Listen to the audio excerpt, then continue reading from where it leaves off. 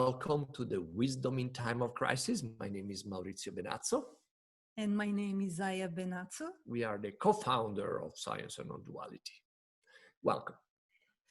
And we're delighted to have with us today Peter Russell. And welcome, Peter, and thank you for being with us. Thank you for your generosity and your time. And I would just do a quick introduction. Peter is an author and speaker. He is weaving a unique blend of his scientific rationale, his global vision, and spiritual wisdom. And he brings a sharp, critical mind to contemporary spirituality and the challenges of awakening. So we're going to spend about 50 minutes together and have a conversation about some of the topics that are very potent at this time. Mm-hmm. And one of the little secrets is that Peter is a landmate of us. We live in the same property here in Northern California. Is one of the closest friends I can say I have in my life. And in this time of lockdown, has been a joy and an honor to be close by and be able to support each other, for also to share grocery stores. And yes, so it's a joy to have you. Thank you. It's lovely to be here with you both. Just a little way away. It looks like I'm in a studio. I'm just across the way. Yeah, if we turn the camera, we can show where Peter is. Right. A different view, yeah. Different view. Well, maybe we can start. We were wondering if you would be open to share about some of your reflections about this time. Like, what do you see? What's happening in the collective? And it's so much is going on. I mean, these are, as many people have said, unique times in our lives. There's never been, I don't think, anything that's been such an upheaval for everybody. I mean, there have been times which have been upheavals for some communities, many times, but this is a global upheaval, and it affects everybody, and nobody's really immune, not just in the medical sense of immune, but it really is affecting everybody and in different ways. And that makes it unprecedented in that respect. And no one knows where it's going. We're very much in a don't know consciousness. We've no idea how this is going to pan out. Different people have different ideas, different wishes, but we're living in a huge uncertainty here.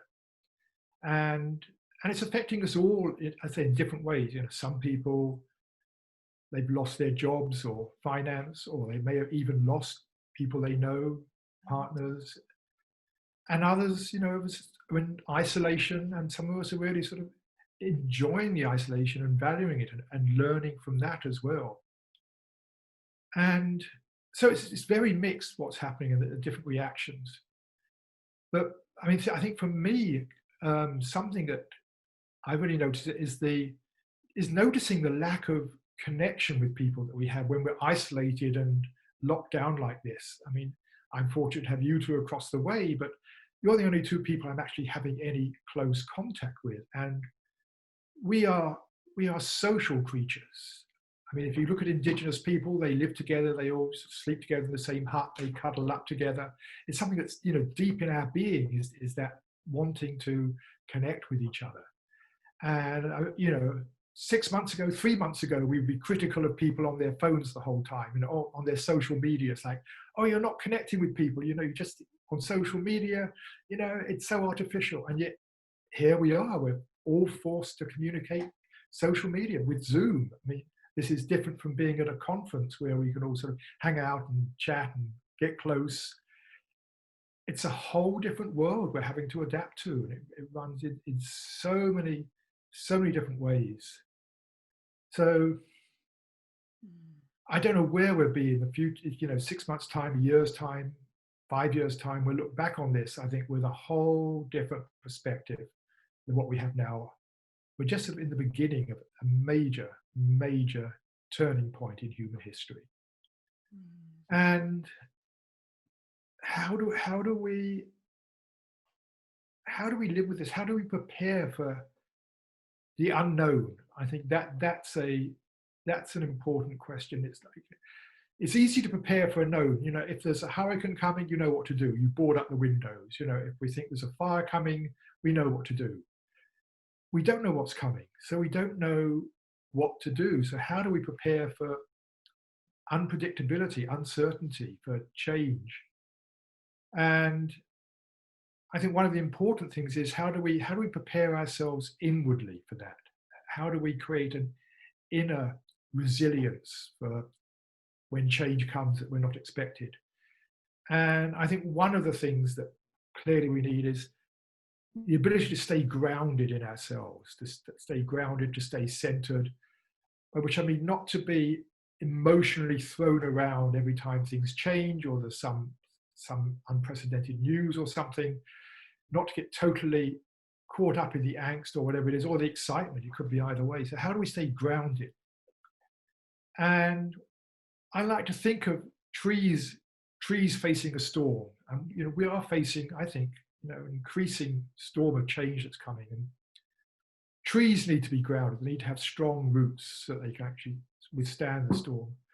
But also, you know, they need to be able to sway with the wind. They need to be flexible. And I think that's another thing that we need to be developing in ourselves is how to be flexible, how to be more, think afresh, not to hold on to the old ways of doing things. That, you know, maybe we have to find completely different ways of approaching the issues that come up, which means how do we be more creative, think about things in new ways. So I think that's going to be important, to let go of the way we've done things in the past when we're faced with new challenges.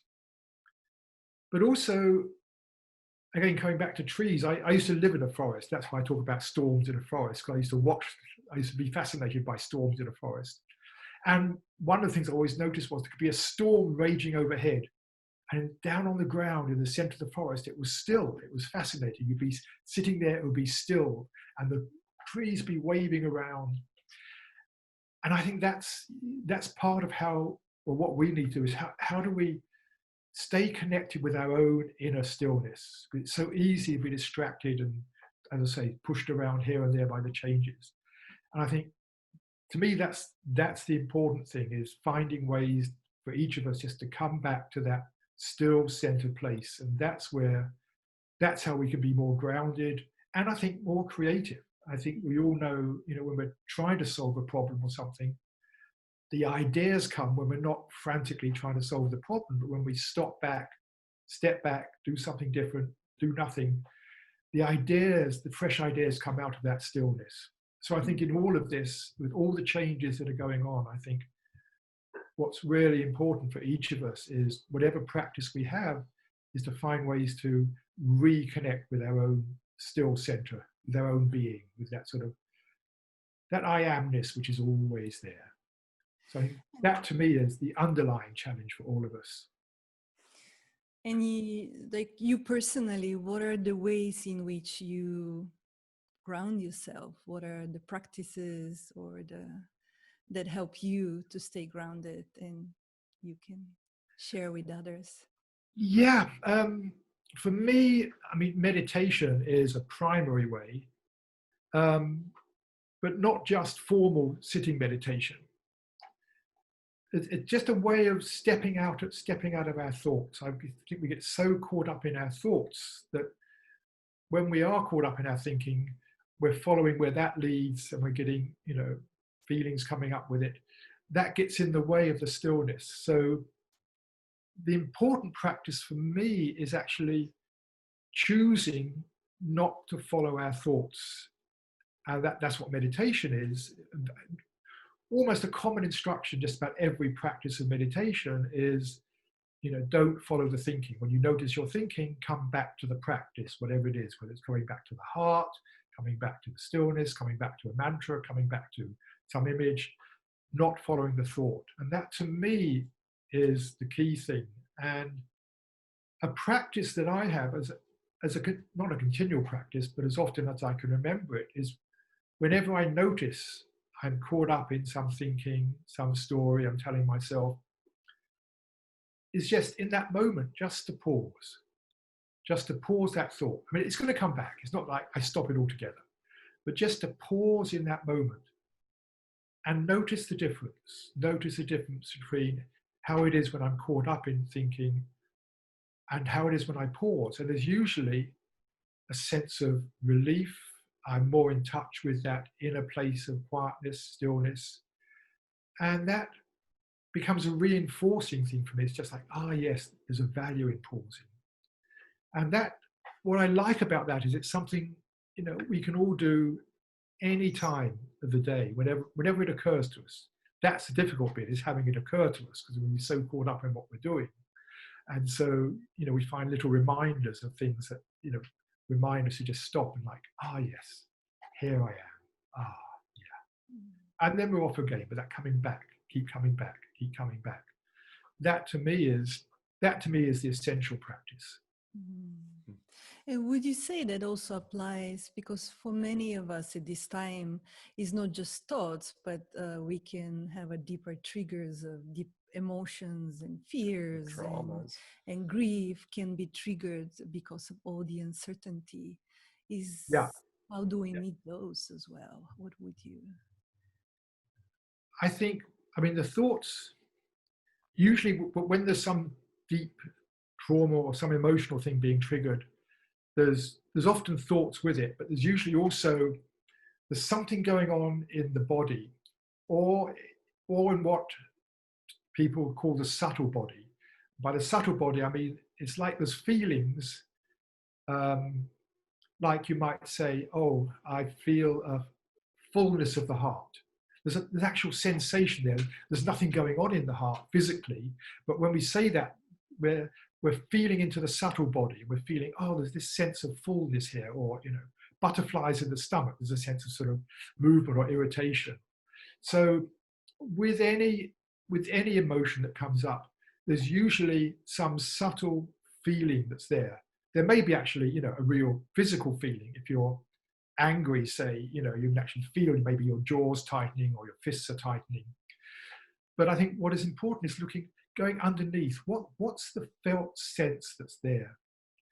And allowing that into our awareness, because often we're so busy dealing with what's up, the thought or the emotion or what's being triggered, we don't take time to just stop. And that's where I think just stopping the thinking and pausing can be useful.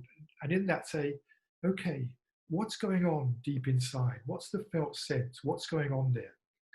And for me, that's a way of beginning to let it go. First of all, is letting it in. I mean, one of the things I often say to people is, in order to let something go, we think of letting go as, how do I get rid of something? I don't like this experience. I don't like this thought. I don't like whatever it is. How do I let go of it? And we're trying to get rid of it. What I encourage people to do is, first of all, do the opposite. Let it in. Allow the experience in, because there's usually something you're resisting. And by allowing it in, it's like it begins to metabolize in some way, it begins to unravel, and just letting it be, not trying to get rid of it, but I say let it in and just let it be. And so instead of reacting, we're kind of building intimacy with what's arising. Like we become... Absolutely, that's a nice way of putting it. Yes, I sometimes say becoming friends with it, becoming friends with our inner feelings that we don't normally notice. So I think this is a really important thing, just being open. Sometimes we don't know what's there. I mean, sometimes for me, it's just saying, okay, I'm feeling agitated. I don't know what it is.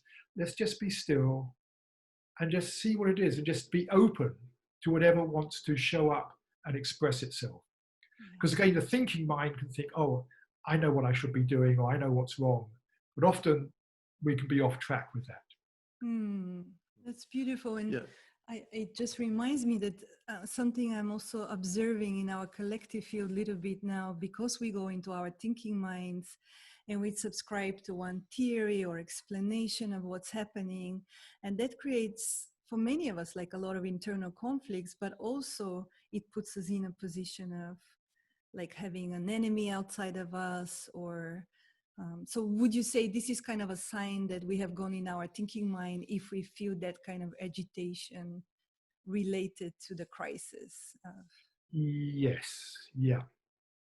I mean, almost as a general, this is a very general statement, I think whenever we're caught in the thinking mind, I should say a bit more about thinking maybe in a moment, but whenever we're caught in the thinking mind, there's nearly always some sense of tension, a constriction of consciousness. There's an uncomfortable feeling about it. Mm-hmm. And that's partly because we're focusing on something, but also we're trying to change something, trying to get something to be different. We're not accepting things as they are. And that non-acceptance, it produces what I sometimes call a constriction of consciousness. It's like something we can feel in the mind. I was talking about how we feel in the body, the felt sense in the body, but also the mind, in a way, is the strange thing to say the mind can have a feeling, but that's the best way I can express it. The mind can have a feeling like tightness or constriction, or it can have a feeling of relief or expansion. So that's one way I think of recognizing it, when we find we're caught up, and it's usually because we're resisting something or trying to make something happen in some way or other. When we asked you to come up with a title for this presentation, you said you called this session "Nowhere to Go," and it's so fascinating that the title was so fascinating to me. Can you tell us more? What do you mean by "nowhere to go"? Right, I was meaning that in two senses. I mean, the first sense is, in a way, what we were talking about, where a lot of us are isolated. We can't go anywhere. We can't travel. We've got to stay at home, maybe go out shopping, but we can't go and visit people. We can't get on planes. We can't go places. So that very sort of everyday sense that we have nowhere to go. But there's a much deeper sense which I wanted to point to. And it comes from a Zen saying by the Zen teacher, Lin Chi. He used to say, nothing to do, nowhere to go, no one to be. And he was saying that in terms of spiritual practice, in terms of meditation, awakening, coming back to our center, what we've been talking about. He doesn't mean it in life. I mean, clearly in everyday life, there's a lot of things we need to do, places we need to go. So it's not about everyday life. It's about how do we reconnect with our own being? And the point of it is that we often think there is some exalted state of consciousness we're trying to achieve. There's something we're trying to get to. I mean, people talk about enlightenment. I hate the word because it means we're trying to get to some other state. And if you look at what all the great teachers are saying, basically they're saying it's not about getting somewhere else. It's about removing the blocks to our own inner being, which is always there. So it's removing the blocks to it. And what blocks it, or what veils it, is when we get caught up in the doing mode of consciousness. And when we're in the doing mode, we're trying to plan things, do things, analyze things. And when we're in that mode of consciousness, we're not in touch with what is there underneath. And so the nothing to do and the nowhere to go is really an instruction to just, what I was talking about earlier, to pause the thinking, to just say, okay, pause. Here I am. How does it feel to be me here in this moment? So the nowhere to go is really, I find a general instruction just in meditation itself. When you're in meditation, again, know where we're trying to get to. And so there's nothing we actually need to do in meditation. It's more the opposite of just letting go of any doing, letting go of any trying to get anywhere. And the no one to be, of course, is out in life where we're being somebody. When we relate to somebody, we are a person, we have a personality. But when we're coming back to ourselves, to our own being, there's nobody to be. We're letting go of all of that. And we're just coming back to that pure sense of just, here I am. Yeah, this is me here, experiencing this right now. Mm-hmm. Yeah. And so we call this event Wisdom in Times of Crisis. What is wisdom for you? Yeah, wisdom. I mean, I have my own way of looking at wisdom. It's one of these words we use a lot. Probably different people use it in different ways. the way I always approach it is almost from an information theory point of view, where it's often said, there is data, and data is what comes in through the senses. There's information, which is what you're seeing. There's knowledge, which is how we generalize the information. And then wisdom, for me, is how we use our knowledge. And so, a simple example would be, you're sitting by a stream, and the data is the light that's coming in through the eye, the sound of the water coming in through the ears. You put your finger in it, the feeling of the water. That's the data. The information is what we understand we're seeing. Here I am, there's a stream there, and with all its sound and whatever it is, that's the information. Then there's knowledge, which is what we get from studying many streams. We understand the nature of water, how they flow, etc. And the knowledge expands. And then the wisdom would be, how do we use that knowledge? So, pouring out waste products into the stream wouldn't be wise. That's not a valid use of the stream, or simply, pouring it all into our fields to grow our crops wouldn't be a wise movement. So wisdom is, for me, is applying our knowledge in ways that, I suppose the most general way I could put it, applying our knowledge of the world in ways that serve the well-being of all concerned, rather than just ourselves. So part of wisdom is stepping out of that self-centered, egoic mode of thinking, which is, what do I need for myself, to the exclusion of other people. I mean, sometimes self-centered thinking is really important and useful, but when it becomes just me without regard to other people, that's the sort of self-centered thinking we need to step out of. And so, to me, wisdom comes as we begin to free ourselves from that more self-centered, egoic mode of functioning, so that we can be more open, more compassionate, more caring for other people in the world, and have that motivate how we use our knowledge. So that's how I see wisdom. Beautiful. No, please. I'm hearing like wisdom as something dynamic, that is not something that is final, but it unfolds in moment to moment, and it's informed by our spiritual maturation, let's say, or integrating our deeper. And there is an inner wisdom. Therefore, there is a moving target. Wisdom is the analysis of the data you receive and how you apply. So you have the filter of your ego into find what wisdom is for each and every one of us, and as a collective, I assume. Yeah. So how do we access and improve our inner wisdom? I think access is the key word. I don't think we can improve it. I think it's there to be accessed.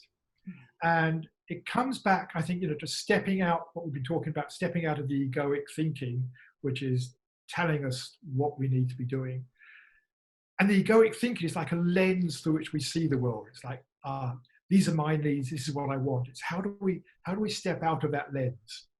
And I think the wisdom flows when it just flows automatically when that lens isn't there.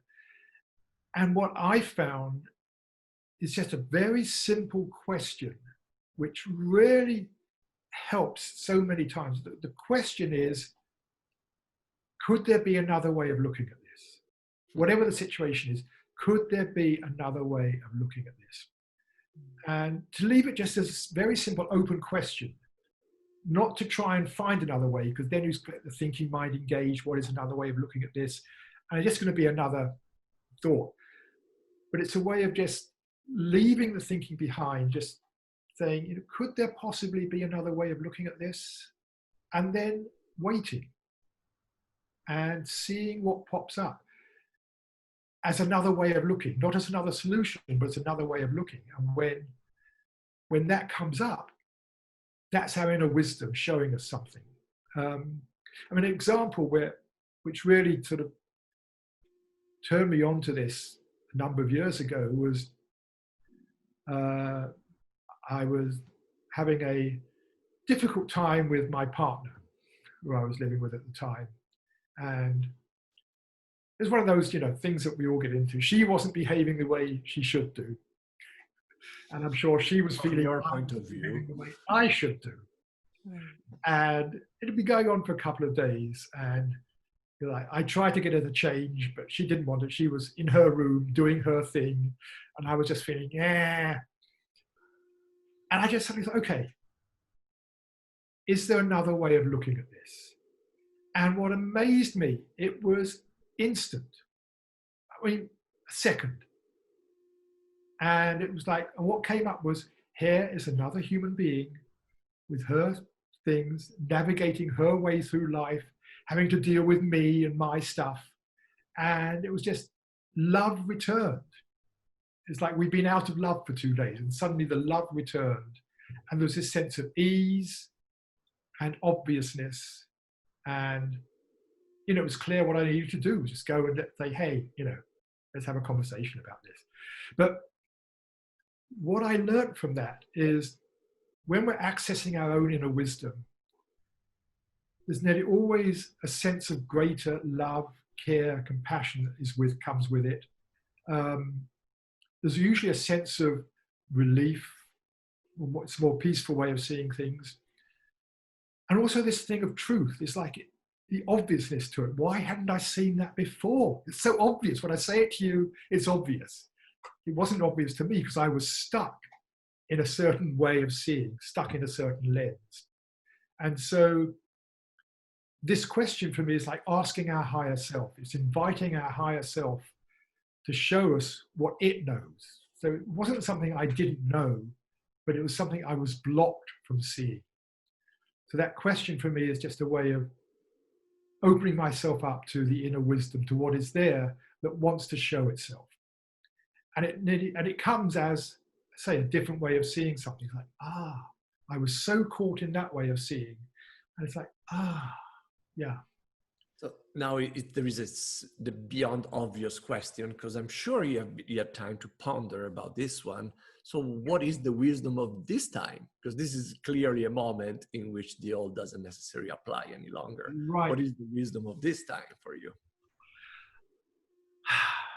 It's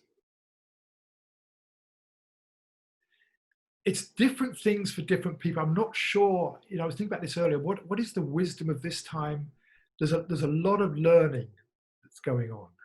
There's a lot of learning about, what we're seeing happening when we stop polluting, what's happening in the world when we step back, how it feels to slow down. There's a wisdom there of learning, actually, it is useful to slow down. I was doing too much. I was going too fast. So in a way, I find it difficult to say what is, the wisdom for the whole world. It's what comes back to what is the wisdom for me in this, and trusting. I think it's a general thing for many, many people, and it is the value of slowing down. I think we are so busy, so caught up in the doing. We have so many pressures. We just do, and it's like, no, we should be. And so it should be do, as many people say. But this is a chance to actually stop, slow down, and reconnect with our own being, with our own essence. And so that's part of it for me. And in that, doing what I was saying, accessing our own inner wisdom, is there another way of looking at what's going on? And I think what comes up for me is, this is an opportunity. It's an opportunity to reconsider what's important, to look at things in a different way. And also, something that's come up for me, which is slightly sort of not quite on your question, but it's actually what's come up for me, is looking at mortality. Because it's something we don't often look at. We all know we're going to die. And it's not that I was in particular denial of it, but something about this, the virus, I am vulnerable. I'm vulnerable to many things, but it's like it's brought it into focus. And, seeing other people dying, And so, I've spent some time in this, just looking at death from many, many different points of view. My own approach, anyway. But one thing that came out of it for me was like, live life. Live life. Life is to be lived. Well, it's one thing to be, concerned about death and looking at that and our denial and our resistance and all that stuff and how it relates to the ego not wanting to die. There's all that sort of philosophical stuff. But the message that came for me is live life. Live life. Okay, we're going to die sometime, but in the meantime, live. And that was a wisdom that came through for me personally in this. Mm-hmm. So when we come out of this, I'm going to be living. Hopefully. Yeah. And another aspect that, again, this crisis has brought to many of us is like, how do we meet grief? As we kind of lose some of the old ways of being and doing things in the world and relating. And many of us are losing also loved ones. Like, how do we meet grief? How to be with grief? That's another skill that I think we've been initiated a little bit here through this crisis. Yeah. Grief. Again, I had to speak personally in a way. That's all I know is it can be a very hard thing to access. It's like for me, I notice it's going on beneath the surface very often. And I don't realize I'm grieving. And I think, as I said before, when I notice it's like stopping, saying, okay, what's going on inside? What am I feeling? What's there? To allow that, the feeling of grieving, that felt sense, whatever it is in the body or the subtle body, to allow that into our awareness. And one of the things that I learned about this, and I mean, as you know, I also was grieving the loss of a close friend recently. And something that Francis Weller, who I know is appearing at this event at some stage, he said, it always caught my attention. He said, grief shows us what we love. Grief shows us what we love. And so in a sense, we're grieving the loss of something that we love or loved. And the love can still be there. We may lose, I mean, in my case, losing a particular relationship, someone I won't be seeing again, but the love doesn't go. The love is still there. And along with grief comes, I think, gratitude for what we had. So I see there's two sides to it. There's allowing the grieving in, but also recognizing what the grieving is about, what the love was for, and the gratitude for having had whatever that was in our life that we are now grieving. And in terms of, what we're going through here at this time, I mean, the two things that I've noticed I'm grieving are, one, what I touched on earlier, the loss of contact with people, the loss of that close, intimate, just being close physically with people. I'm grieving that. But then I realized there was something else underneath that I was grieving, which I hadn't really looked at or hadn't really acknowledged. And that is, I'm grieving the loss of a future. That, I mean, I've always, as you know, I've always felt we are in for changes. We're in a time of upheaval in the world anyway. And so, I'm not sort of totally unexpected something like this is happening, but in the back of my mind, there's always this business as normal vision, how my life was going to be. And although it wasn't sort of, I don't have detailed visions, but there's this feeling of hope, possibility, life moving forward. And I'm grieving that. As I said at the beginning, I don't know where things are going, but there's that loss of a sort of vision of how life could be. It's like, so that's something which I realized I'm grieving in myself, that loss of Yeah, that loss of how things could be. It's the loss of a particular future. And it may, who knows, it may come back, but we don't know where things are going. Mm-hmm. So that was important for me in the grieving of what's happening now. Mm-hmm. I wanted to bring one more thing, but maybe it's way too early, and that's the forgiveness. Because as we all becoming more present to what we have done to our planet, to what we have done in our relationships, or what we have done in our social justice, Yeah. and there is such a it can come so much anger and judgment and blame with that. So how do we allow forgiveness to be happening as we are becoming more present to our impact on this planet? Yeah. I think this is really, really important. I always like to go back to the original meanings of words. The word for forgiveness in the Greek actually means to let go. And I see forgiveness is a letting go of the judgments we hold against somebody. And when we hold a judgment, whatever it is, in whatever area, socially, personally, politically, as somebody once said, we're drinking a poison. We're taking a poison that hurts us. We judge something, we think, oh, that person, they did something wrong, or this sector of society did something wrong, they are bad. We make ourselves feel bad over it, and the other person doesn't know a thing about it.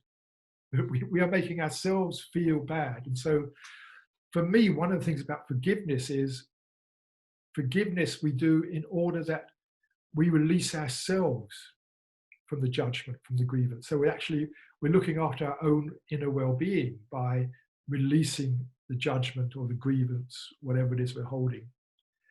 And one of the things I found useful is putting myself in the other person's shoes, whatever it is. I'm talking about an individual, but it can apply to sections of society, politics, whatever, is to imagine why is this person, they're doing something which I feel they shouldn't have done. If I've judged them, or I think they shouldn't have done this. But if I really could step into them, into their childhood, what happened to them, their upbringing, their education, their culture, so many things have led them in this moment to act in this way in the past. And if I could fully grok how they were, out of that comes compassion more than judgment. It's like, in a way, they're behaving exactly as they should have behaved, given all that's gone into their life. It's just they're not behaving the way I wanted them to behave, the way I expected them to behave.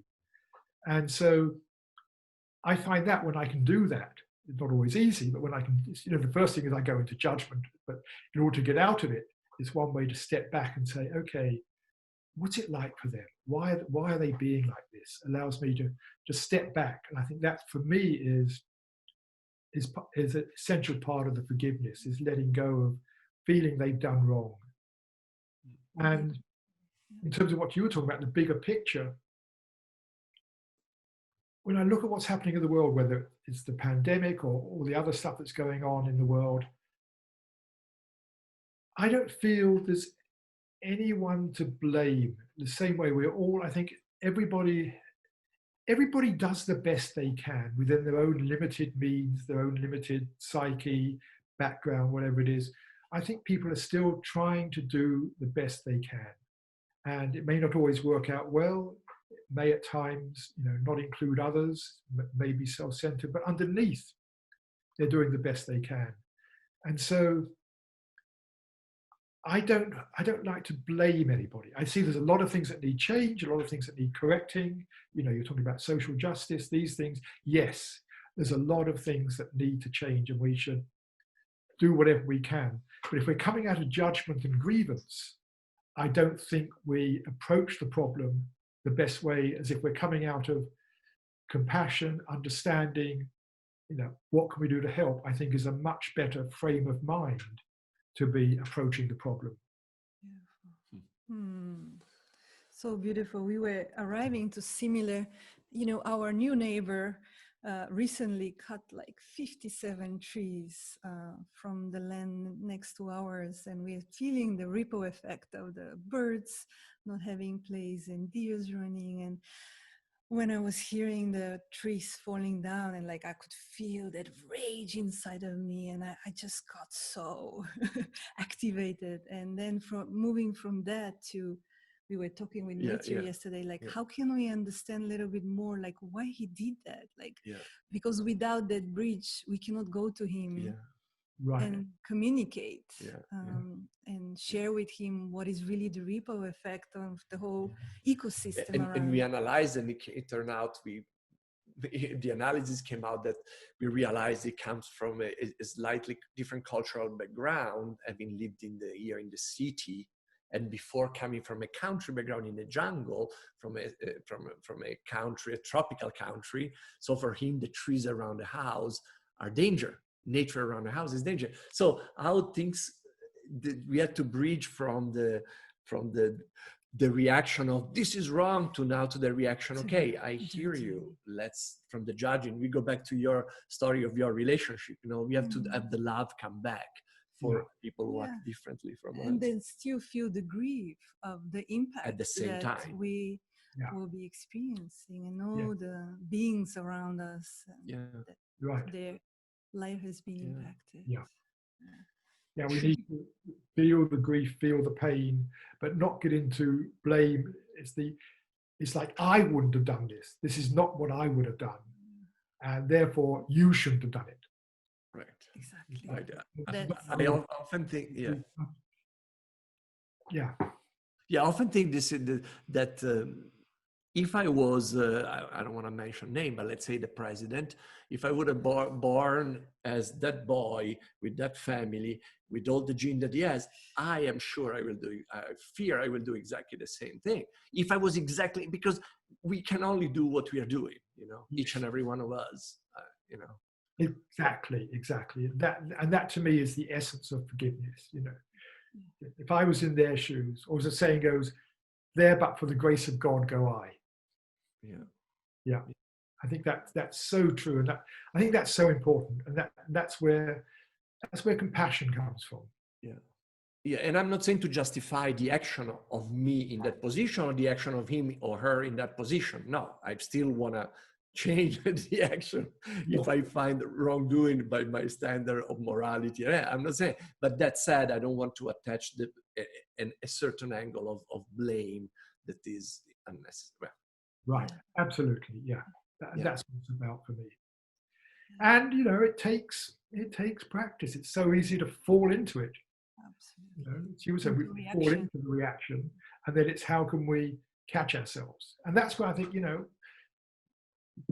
that's where contacting other people, community can help, because sometimes we can be in something, lost in some judgment or anger, and it takes somebody else to actually say, hang on, maybe you need to stop and look at this in a different way or something.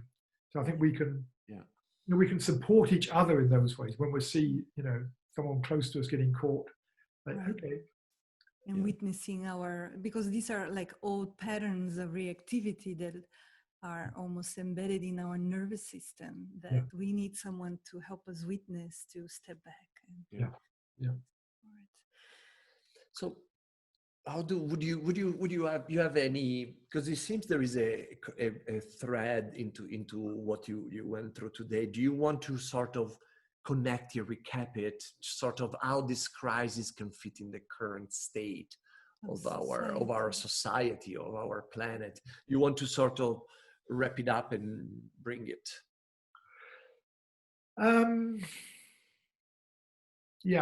I think.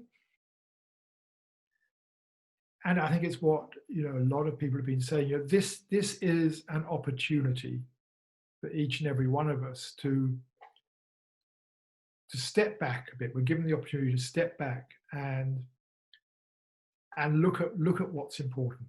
It's like we're being given a pause. Life is paused for a short while with a lot of cost and things, but to value that pause and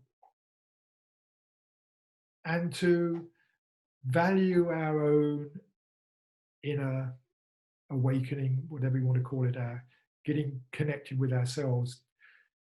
That to me is a really important thing. Whatever we're doing, wherever we're going, whatever's coming, the more we can stay connected, stay grounded in our own being, that's going to serve us whatever happens. And I think, all we've been talking about in some way or another comes back to being grounded in our being and not being caught up in our self-centered egoic thinking, but just coming back to source.